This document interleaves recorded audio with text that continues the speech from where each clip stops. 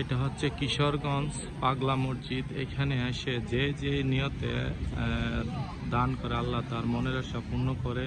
এই যে পাগলা মসজিদ।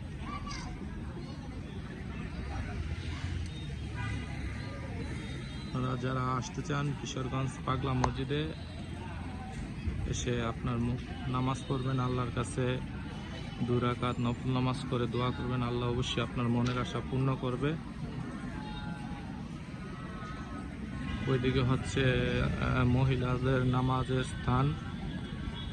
এই যে ওইদিকে, এই যে তাদেরকে পুরো মসজিদটি আমি দেখাচ্ছি।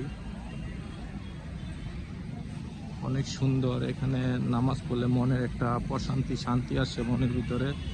যারা আসতে চান এসে নামাজ পড়তে পারেন, আল্লাহর কাছে দোয়া করতে পারেন।